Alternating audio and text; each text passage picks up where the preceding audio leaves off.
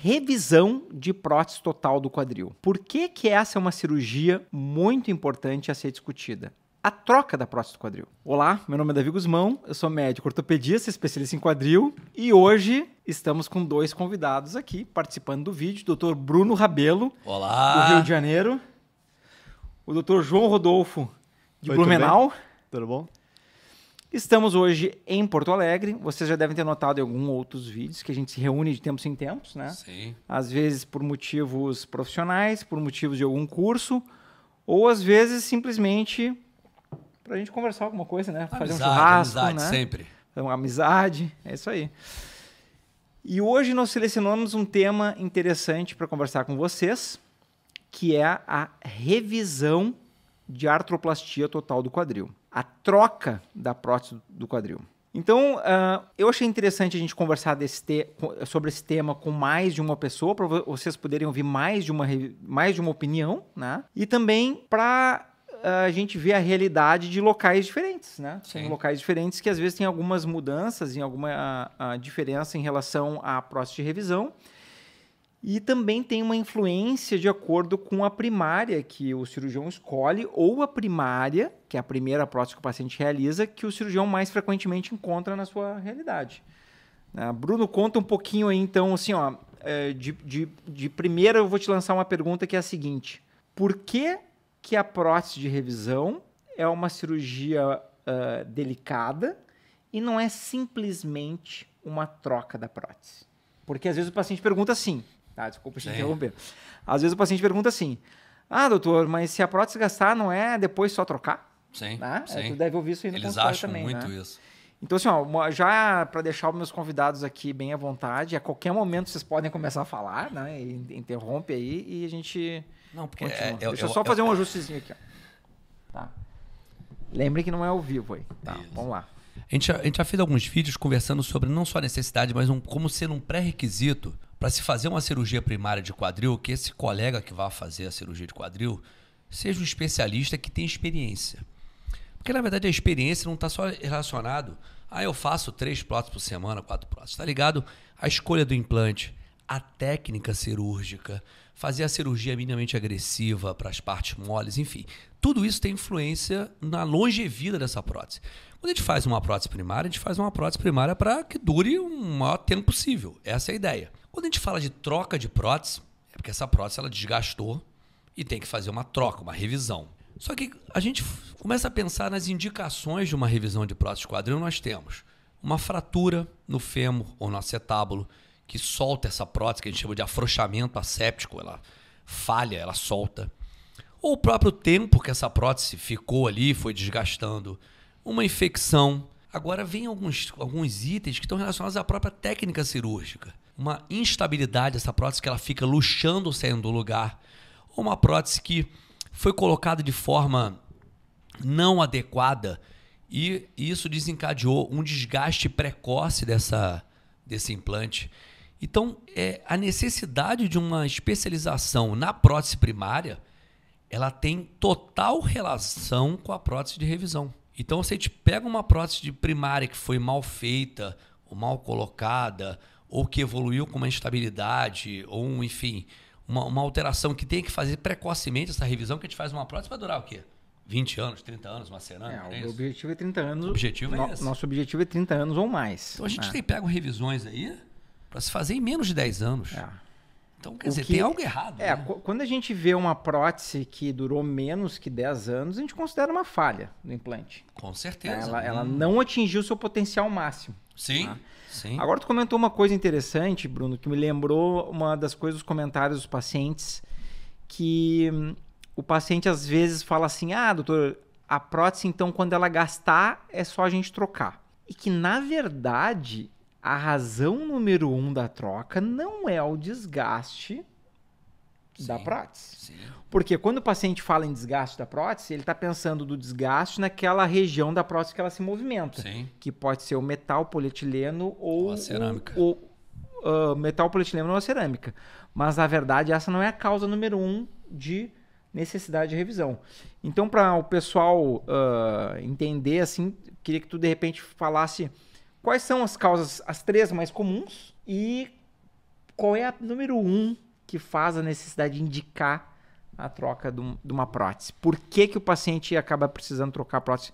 A causa mais comum, digamos assim. Bom, a gente tem infecção, é uma causa importante, por isso que o uso de alguns tipos de artefatos, que até o Gusmão já colocou num vídeo dele muito interessante sobre uma possibilidade do que se faz lá fora, que aqui no Brasil, infelizmente, pouco se faz, uma forma de prevenir infecção. Nós temos o afrouxamento asséptico, que é esse que foi colocado. Eu acho que é isso que eu quis te induzir a dizer, assim, que a questão... Às vezes o paciente não entende bem o que significa a soltura da prótese ou o desgaste da prótese. Né? Porque existe o desgaste que é feito com o tempo. Então a gente pega uma prótese com 30 anos, que é o que a gente quer, 20 anos, 25 anos, 30 anos, e ela vai gastar justamente naquela interface que rola a cabecinha do fêmur na bacia. Agora, quando uma prótese ela não é colocada de forma correta, quando a biomecânica não é restaurada da forma como a gente quer, a articulação não é colocada da forma devida, essa prótese ela gasta mais rápido. E quando ela, por exemplo, a técnica cirúrgica ela é colocada... Eu costumo dizer para os residentes o seguinte, existem 2 formas.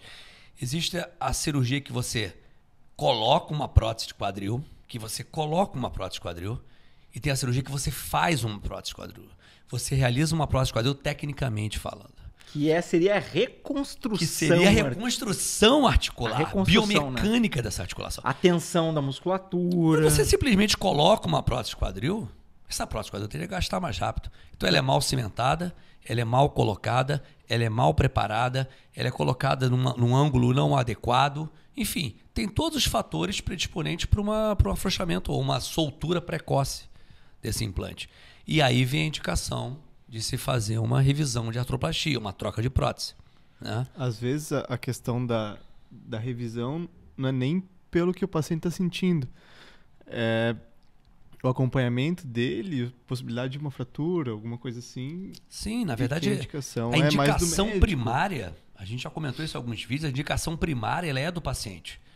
Dor. Quer dizer, a indicação da primeira prótese. Isso. Dor, qualidade de vida ruim, limitação funcional, quer dizer, não tem um arco de movimento bom, não consegue mexer o quadril, enfim, a qualidade de vida é horrível. Essa é a indicação do paciente. Agora, a prótese de revisão, o trocar a prótese, muitas vezes o paciente não sente nada. E aí que é o perigo.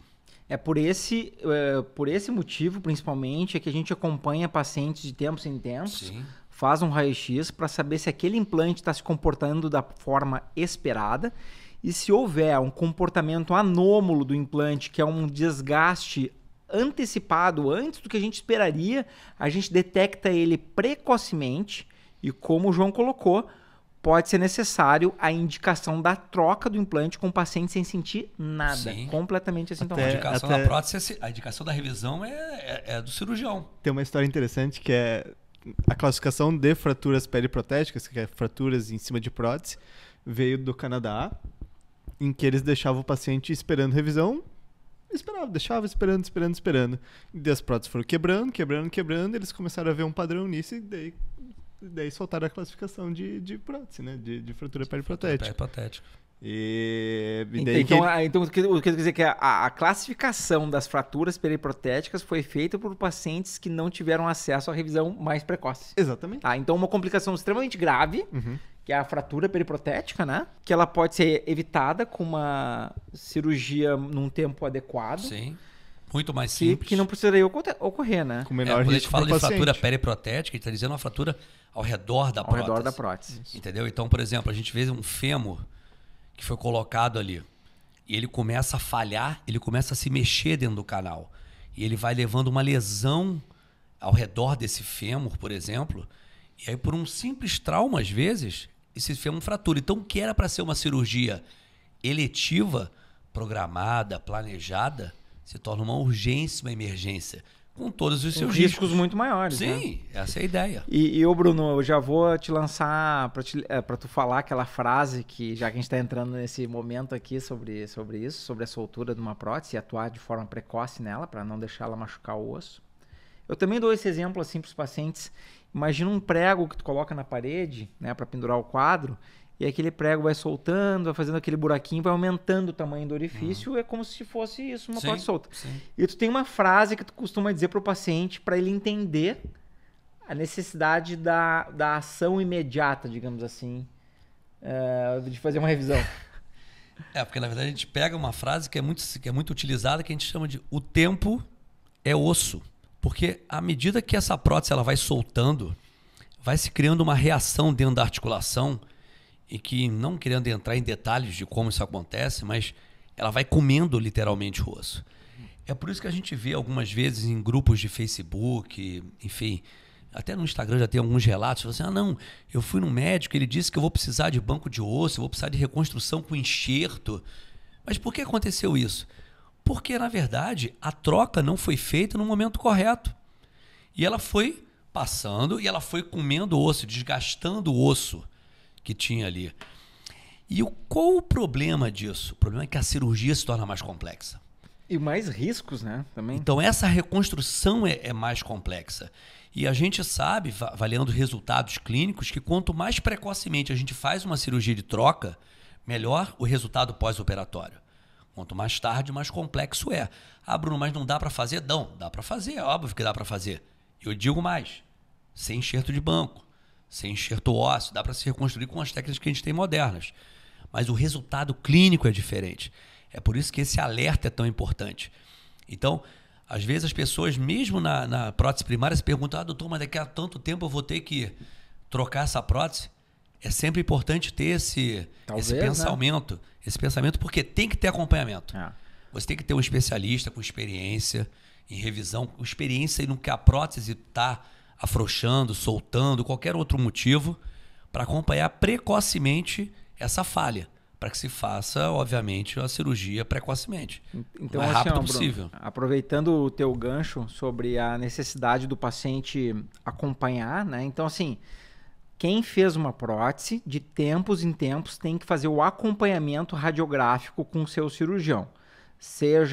Tem diversas rotinas, às vezes é uma vez ao ano, uma vez a cada 2 anos. Sim. Aí o cirurgião vai determinar essa rotina. E eu vou aproveitar esse gancho para botar para o João fazer algum comentário sobre, assim, João, que riscos podem aumentar numa cirurgia de revisão de quadril em relação a uma primária, assim. Digamos assim, a primária tem certos riscos cirúrgicos que são inerentes à cirurgia de prótese primária, mas e na revisão tem alguns riscos que aumentam, assim. Então, uma coisa que se tu puder comentar pro pessoal aí. Os riscos na cirurgia de revisão geralmente são maiores do que na primária, né? Tem maior risco de sangramento, tem maior risco de infecção. Esse é um das grandes preocupações nossas, assim, né? Uma infecção é uma prótese, é uma tragédia, então vai aumentar o risco. Vai aumentar o risco de talvez não durar a prótese tanto tempo quanto a gente gostaria. Aumenta exponencialmente. Então, o ideal seria... De estabilidade também. De estabilidade também, de sair fora do lugar, a prótese. Quando a gente pega os riscos globais, digamos assim, de uma prótese primária, que é a primeira cirurgia que o paciente fez, versus uma cirurgia de revisão, que é a troca da prótese, aumenta no mínimo em 10 vezes os riscos somados numa cirurgia de revisão, que são essas coisas que o João falou. Maior risco de infecção, porque é uma cirurgia maior com maior quantidade de implante.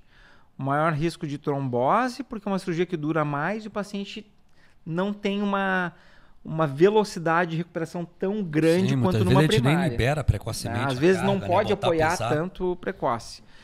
Um risco maior de instabilidade, porque a musculatura já está mais machucada e às vezes a restauração da tensão muscular não é tão fácil de ser realizada como numa primária, né? E um outro ponto que o João colocou bem importante, a durabilidade do implante, ela também pode não ser uma durabilidade tão grande como uma cirurgia primária. Então, com essa questão que a gente já levantou até agora, até esse momento, a gente já pode ver, acho que gostaria de um comentário de vocês dois sobre isso, da importância da primeira cirurgia. Sim. A primeira prótese de quadril, se tem um investimento que tem que ser feito, é que na primeira prótese de quadril realizada, tem que ser realizada de uma forma excelente para extrair todo o potencial de durabilidade que o implante pode dar, livre de infecção e outras complicações associadas a uma cirurgia de prótese de quadril, né? Então, um comentário de vocês aí sobre a A importância da primária, né? Da primeira prótese. Eu acho que a primeira prótese é um marco na vida do paciente portador de patologia do quadril. A gente sempre fala, investigue teu médico, avalie a experiência dele. Não só, não, esse doutor operou, não sei o que. Não, investigue mesmo. Tenha conhecimento, investigue nas redes sociais, outros pacientes, enfim. Porque a prótese primária é de suma importância. A técnica correta, a recuperação, tá tudo ligado a isso. Então, o Gusmão fez um vídeo que é muito interessante, que ele coloca o que é mais importante, a prótese ou o cirurgião. O cirurgião. Né? E a gente sabe o seguinte, da mesma forma como a vida é, não adianta eu colocar uma Ferrari na mão de um cara que não sabe dirigir. O que vai acontecer? Ele vai bater com o carro. Entendeu?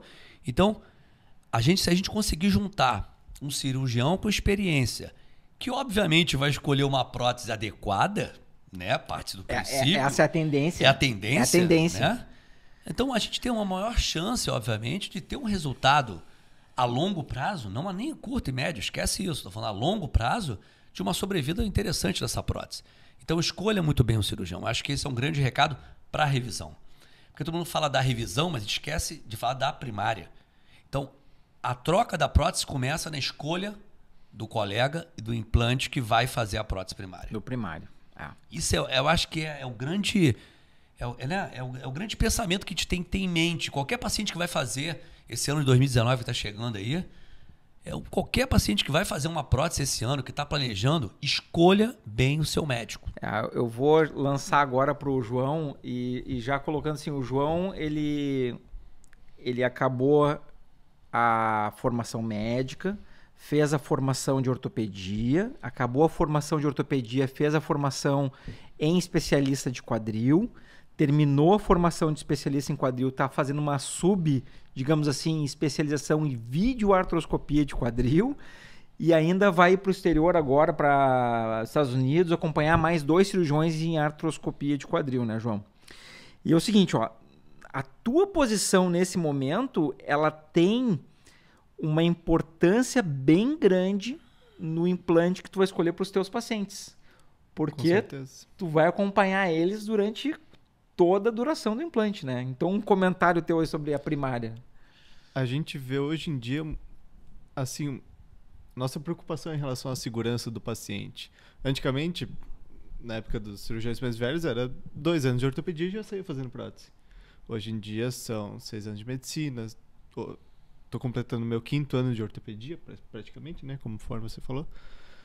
E tudo isso baseado na segurança do paciente, para a gente dar o melhor para ele, a melhor qualidade de vida e a melhor durabilidade dessa prótese, desse implante.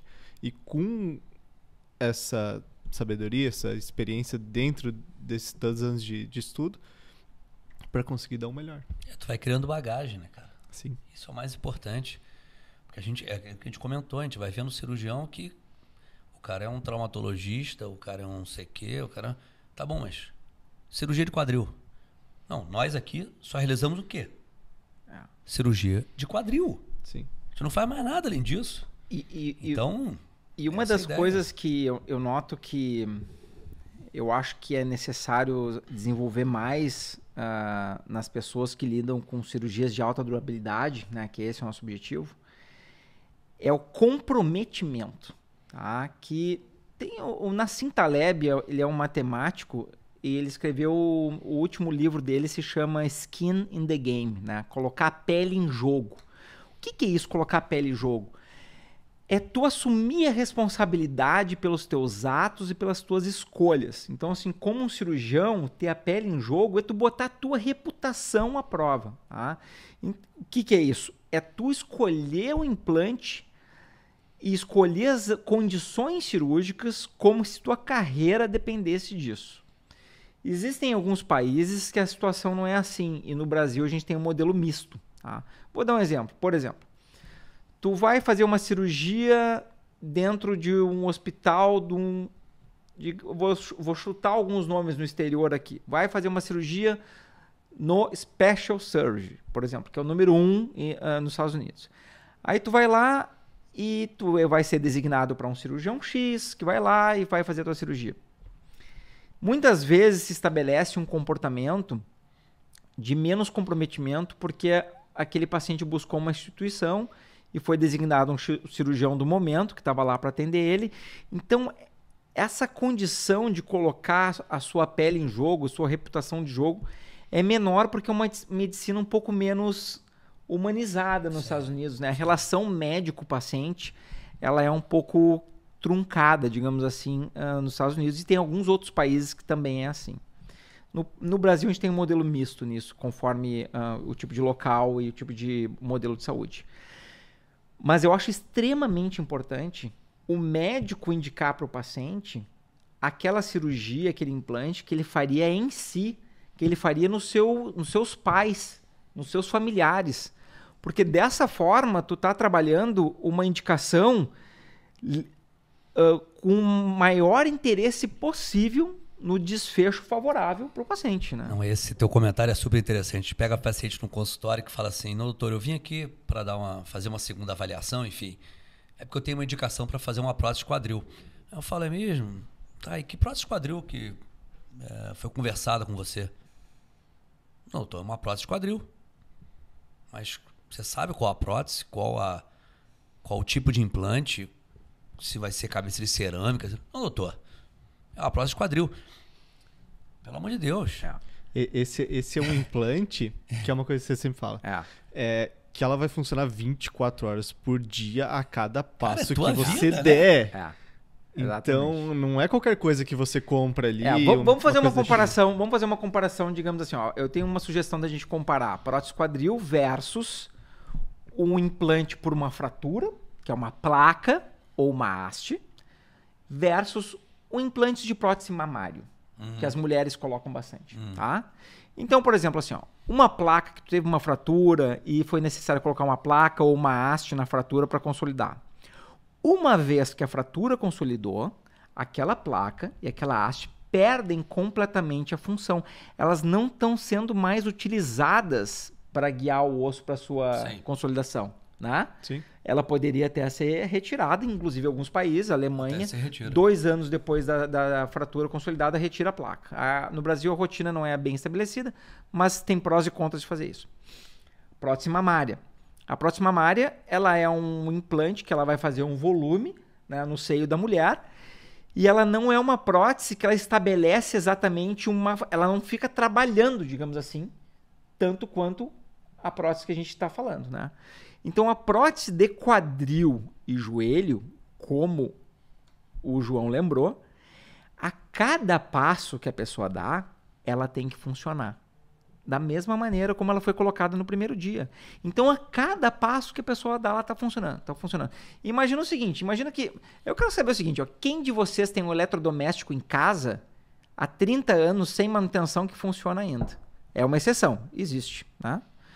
Agora, imagina o seguinte, tu compra um carro, anda com ele para cima e para baixo, não faz manutenção, não põe gasolina, não põe óleo, né?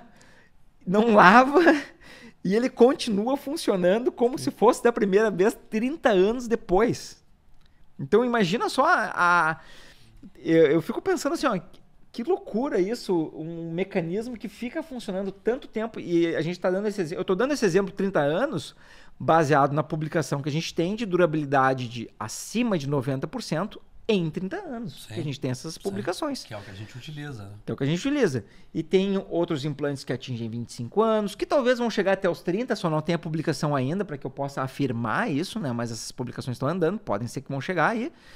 Então, essa é uma diferença muito importante de outros tipos de implante, especialmente os que são realizados para fraturas, por exemplo.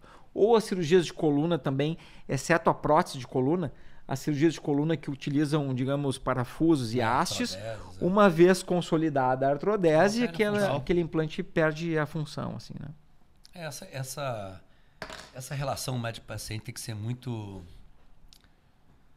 ser muito aberta, né? Tem que ser muito límpida, transparente, porque eu costumo dizer para meus pacientes, quando ele decide fazer uma prótese de quadril comigo, ele vai casar comigo. A gente vai se ver. A gente vai ficar rindo nos momentos felizes, ele feliz, satisfeito com a prótese, fazendo atividade física, curtindo a família. Mas se der algum problema, a gente vai chorar juntos. Então a gente vai ter que fazer a revisão. Se ele tiver uma queda esquiando ou pegando onda, ele vai fraturar o fêmur, nós vamos ter que agir naquilo ali. Então, escolha muito bem o seu médico, entendeu? E a relação médico-paciente tem que ser assim. Você tem que olhar no olho dele e falar, caraca, esse cara que vai mudar a minha vida. Porque daqui a 30 anos, 20 anos, 25 anos, eu quero estar com essa prótese aqui e eu confiei nele. Então, isso tem influência e tem relação direta com o que a gente está conversando. Revisão de prótese quadril. Então, a relação médico-paciente que nós criamos hoje tem total interferência do que a gente vai ter daqui a 25, 30 anos. Perfeito. Uma das coisas que tu comentou bem no iniciozinho, Bruno, e eu vou contar essa história aqui, aí tu já vai saber sobre o que eu tô falando, é que a gente teve uma mudança relativamente recente, mas quando a gente fala recente, a gente está falando aí de 15 anos. Aí o Bruno vai me lembrar exatamente, talvez se ele se lembre a data que isso foi disponibilizado no mercado. Na época da guerra Tempestade no Deserto, nos Estados Unidos, o pessoal começou a ter problema com os helicópteros. Tá? Aquele helicóptero decolava na areia e aquela areia para tudo quanto é lado entupia o filtro de ar dos helicópteros. E eles tinham que tirar aquele filtro e tocar fora, porque o filtro era descartável. Então, cada decolagem, praticamente, tinha que tirar o filtro do helicóptero e tocar fora. Aí o Exército chegou para um grupo de engenheiros e disse assim, nós precisamos um filtro reutilizável. Um filtro que consiga filtrar essa areia do deserto para não entupir a turbina do helicóptero, que ele seja lavável para a gente reutilizar, porque não dá conta de ficar trocando o filtro a toda hora, pelo custo e armazenamento. Eis que foi inventado uma liga metálica em especial, que foi utilizado nesses helicópteros e foi depois levada para a área médica, que revolucionou a cirurgia de revisão de prótese de quadril. Bruno, conta por que isso aconteceu e de quem que a gente está falando. Isso aí é um tema que eu gosto Conhecia muito. essa história? Não conhecia a história. Legal, tô te revelando para vocês a primeira aí. O vídeo já... Que romântica essa história. Essa história é linda. Na verdade, o tântalo, eu posso dizer que eu fiz a primeira cirurgia de tântalo do Rio. Assim quando chegou. E o tântalo é uma superfície para a gente fazer revisão de prótese, que ela é muito interessante, diferente das que a gente tem convencionalmente, que ela tem cerca de 80% de porosidade. Mas para que serve isso? A porosidade, aqueles pequenos buraquinhos que nós temos nos implantes, seja femoral, no caso que a gente fala mais é acetabular, isso faz com que o sangue ele entre por ali e faça uma consolidação. Então, quando a gente pega essas cirurgias de revisão com falhas ósseas, e eu vejo muito isso lá na HTO, pacientes que estão há 5 anos, 10 anos, 15 anos esperando banco de osso, enxerto de osso, enfim, a gente com o advento do tântalo, a gente consegue fazer uma cirurgia sem necessidade do banco de ossos.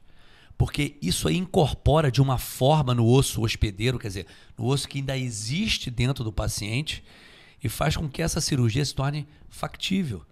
Então, a gente Bruno, consegue ajudar os pacientes. Na tua experiência, assim, quantos por% de diminuição da necessidade de banco de osso o tântalo conseguiu resolver, digamos assim? Digamos que tivesse 100 cirurgias que precisasse usar banco de osso. Bom. Tem falha óssea. Quanto que o tântalo tirou da necessidade do banco? Eu posso estar sendo... Nossa, a Bruno está mentindo, mas eu apresentei na agora... Na tua experiência. Eu apresentei agora publicou? No Congresso Europeu. Eu estava no Congresso Europeu e aí eu estava comentando sobre os casos que a gente operou. E aí tinha um colega nosso, inglês, e ele perguntou assim, mas peraí, como é que você faz isso aí? Você faz planejamento em 3D para reconstruir isso aí sem banco de osso? Ou vai dizer para mim que você nunca usa banco de osso? Eu falei, não uso banco de osso. Eu falei, caraca, você é mágico. Eu falei, não é que eu seja mágico. Eu aprendi, a gente aprendeu a utilizar o tântalo de uma forma... E a não ter? Não, a gente não tem no Rio de Janeiro. Se você for falar, vou depender do banco de ossos lá, você não vai fazer cirurgia, os pacientes vão continuar na fila. Então, hoje em dia, em 0%, eu utilizo o banco de ossos. 0%. Então, todos os meus pacientes que ficam na fila indicando banco de ossos, eles parecem lá no consultório e falam, não, dá para reconstruir. Pô, doutor, não é possível. Eu estou numa fila aí, dá para reconstruir. Eu recentemente operei uma paciente de Brasília, ela estava no SARA há 2 ou 3 anos esperando o banco de ossos, que precisava fazer uma revisão com o banco de ossos. Ela teve comigo, eu falei, meu amor, você não precisa de banco de ossos, vamos fazer essa revisão?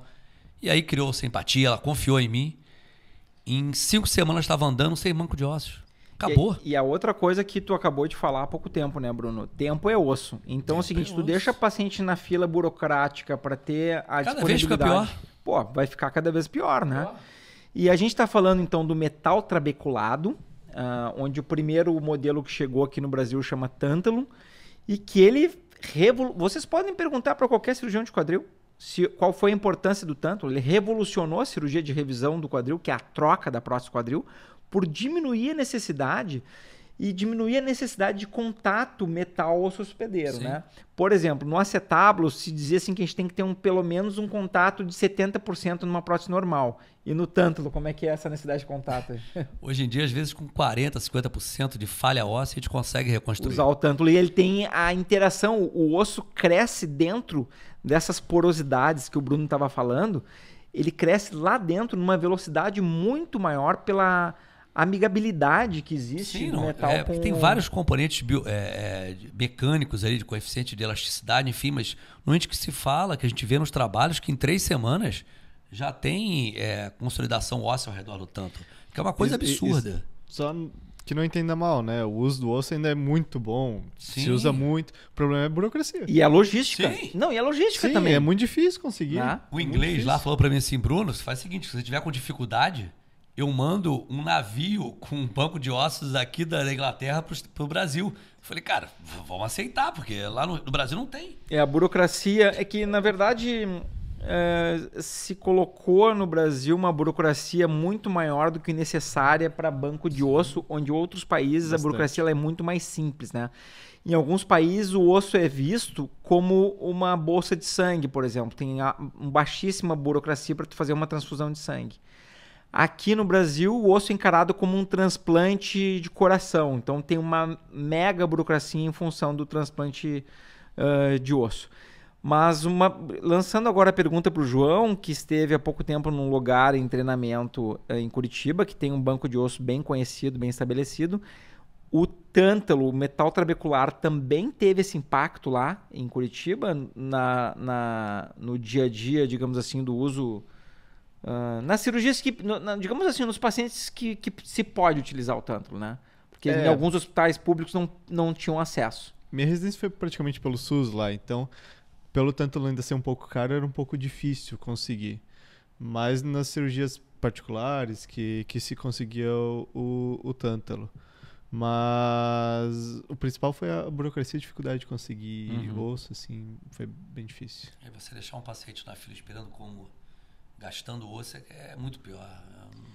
Então ficava uma fila de eterno lá mesmo, infelizmente. Inconcebível. Ô Bruno, até para tu falar pro pessoal que tu falou por cima o nome do hospital completo que tu... lá na HTO Dona Lindu, lá no Paraíba do Sul, no Rio de Janeiro, que na verdade hoje é um hospital de referência no Brasil, né?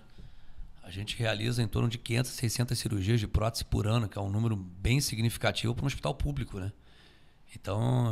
E como todo hospital tem uma certa fila, né? Tu também não, tem uma fila não lá. Quer deixar o paciente esperar. Agora a gente está com uma fila crescente aí de revisão, porque além do osso, a gente não tem o Tantalum.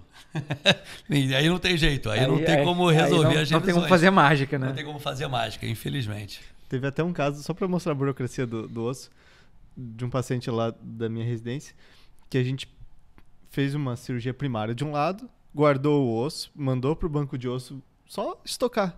A cabeça do fêmur. A cabeça do fêmur. E ia usar como revisão pro outro lado. Ia usar enxerto do próprio paciente para ele mesmo. Pra ele mesmo. Lado. Foi uma burocracia, um monte de papel que eu tive que preencher, milhões de papéis, meu chefe, todo mundo teve que preencher. A galera quase surtando em cima que a gente ia usar o mesmo osso do próprio paciente, como isso? Sim, que é a vantagem plena, né? Risco zero de transmissão. Foi, sei lá, 2, 3 semanas depois de cirurgia. Então, muita falta de informação. burocracia. É muita burocracia. Bom, pessoal, espero que vocês tenham gostado da presença desses grandes amigos aqui que estão participando do vídeo. Coloquem suas dúvidas que vocês têm aí sobre revisão de quadril, que é um tema que a gente vai aprofundar, né? Foi só uma parte mais superficial aqui. Sim, uma introdução para levantar esse tema aí. Coloquem suas dúvidas que vocês têm sobre a história da revisão, da troca da prótese, quais são os problemas ou que temas que vocês querem que a gente tente abordar mais. Quais são os receios desse paciente? Que o paciente Quais fala assim, são os doutor, mas eu vou receios? botar uma prótese agora, eu tenho 20 anos de idade, daqui a pouco eu vou ter que trocar. Os pacientes se preocupam muito com essa troca, né? Justamente, Quanto né? mais jovem... Uma preocupação justa, né? Sim, totalmente. É por isso que é importante a escolha da primeira. Sim. Né? E quanto à questão de operar um paciente muito jovem, eu fiz vários vídeos sobre isso aí, mas nunca é demais, nunca é o bastante. Que em algum momento um paciente que tem um problema de quadril grave, ele vai ter que fazer uma escolha entre continuar tendo movimento naquela articulação, retornar o seu movimento naquela articulação e voltar a ter uma vida normal em sociedade, ou um paciente ficar dependente completamente de uso de analgésicos, anti-inflamatórios e muleta e não ter uma vida social. Né? Eu recentemente fiz um vídeo de uma paciente que eu operei de 14 anos de idade, que eu fiz uma total de quadril nela, uma prótese primária. E aí o vídeo é sobre a idade mínima e máxima para uma prótese de quadril. E o que acontece é que eu fui revisar a literatura e a idade, às vezes eu chego o paciente e falo assim, doutor, eu fui no médico e ele falou que eu só vou botar uma prótese de quadril quando eu tiver 60 anos. Eu falo, caraca, mas de onde é que veio esse número? Em resumo, não existe trabalho na literatura que diga que essa idade é a idade para se botar uma prótese de quadril. É um número mágico. E olha a maldade tu dizer para uma pessoa que ela tem que esperar até os 60 para ela voltar a não ter dor. Tem 14 anos de idade, vai voltar a ser feliz só depois de 60. Não, espera até os 60 que daí vai dar tudo certo. Não, eu acho que nós aqui, o que a gente busca é qualidade de vida do paciente. É isso. Entendeu? E a melhor prótese possível primária para que essa revisão seja a mais longínqua possível. Essa é a ideia. Bom, pessoal, seguinte, mostrem nos seus comentários o carinho pelo Dr. Bruno Rabelo, Dr. João Rodolfo, se vocês gostaram da participação deles. Comentem se vocês acham que eles têm que estar presentes em mais vídeos, que eu fico sempre tentando trazer eles para me visitar. Eu gosto de receber eles aqui em Porto Alegre, fazer um churrasco pro Bruno, pro sempre João. Bom, sempre bom. Né? Então comentem nos comentários. E aonde é que o pessoal pode te achar nas redes sociais, Bruno? Se eles quiserem te perguntar alguma coisa especificamente. A gente está no grupo Meu Quadril. Tem no grupo Meu Quadril. Né? Que somos, além de tem nós no dois, Face, no YouTube. o Thiago Fux, o João Lopo e o Inácio Ventura. Tem no Facebook, no Instagram. Tem o meu site, que é o Bruno Rabelo. YouTube. E sempre, se possível, aqui estarei com o Gusmão. João, onde é que o pessoal te acha? Eu tô começando aí nesses vídeos. Eu tô já no site drjoãorodolfo.com.br e tô começando no resto. Tá começando no resto aí. E em breve tu vai estar onde, João? Quando é que tu volta pra cidade pra entrar na vida real aí? 2019, Blumenau. 2019 em Blumenau. Isso aí, pessoal. Estaremos em Blumenau, então. Isso aí. Churrasco em Blumenau. Churrasco em Blumenau. Maravilha. Um grande abraço. Até mais. Tchau, tchau. Até o próximo.